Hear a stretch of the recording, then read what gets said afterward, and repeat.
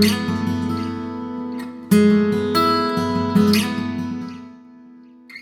grandma moved here in 1980 with my great-grandma and my grandfather, and so we've had a long connection here. My parents lived here off and on over the last decade, taking care of my late grandfather and then my grandmother previous to the fire. Everyone we know's house burned down, sometimes multiple homes, sometimes their business as well. And the day of the fire, we got the first text. We all happened to be out of town at my uncle's in Washington, and so we got the first text that there was an evacuation about 7:26 in the morning. And so we started watching right away, and I really quickly saw, okay, Polga, 30 miles away-ish, the wind is blowing at 80 miles an hour. Real quick, I saw this was going to be bad. It was going to be bad quick, and it was just devastating to watch, as the news is filming and people are posting stuff on social media, and just going, I've been there, I've been there, I've been there. For me personally, it was hard because at the same time the Woolsey fire went on. Well, I went to college at Pepperdine in the middle of the Woolsey fire, and my college town and my grandma's hometown are burning down at the same time. In general, the financial support and the volunteer support has pretty much gone away.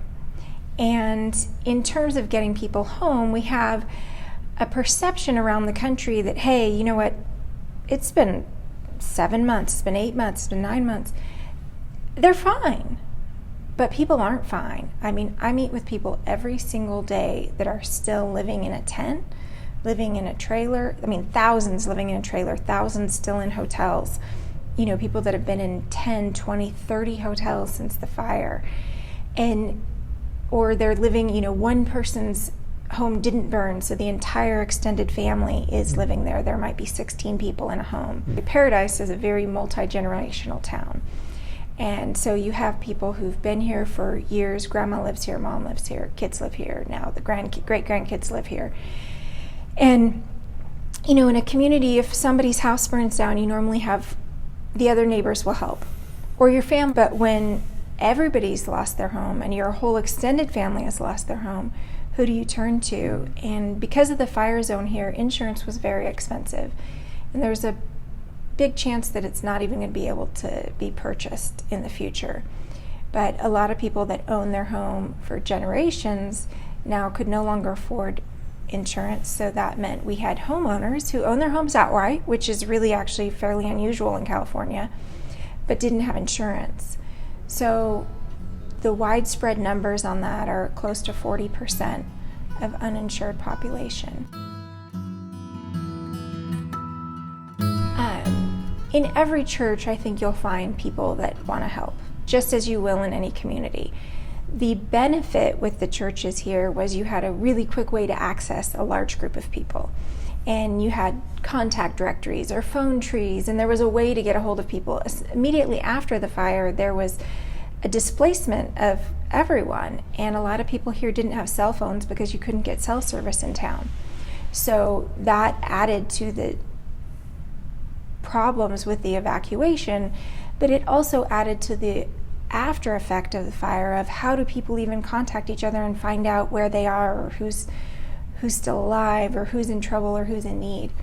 And the churches did a lot of recovery, I think, in that area. And a lot of the churches in this town are from different denominations. And so when you leave Paradise and you go to Chico or to Oroville, there's that denomination is there. And so there was an adoption, I believe, of a lot of families from here in those local congregations. And that was a great way for people to have a home to go to when their church or maybe just their home here burned down. And then that's not even including the people who were renters, who, they didn't have a home to insure, so, and the rent, anything that they would rent is now gone. There's no apartments left. The mobile home parks are gone. There's a little more than 2,700 mobile homes gone.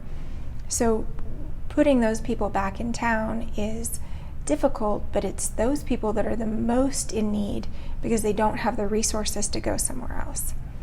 So one of the things I noticed when I got here is there's trees down everywhere, like hundreds of thousands of trees, and we haven't even touched the entire amount of what's ultimately going to have to come down once they're all assessed. And I thought, I've done quite a bit of building in the past, and I thought, well, two things that you need to build a home that are quite expensive are building materials and labor.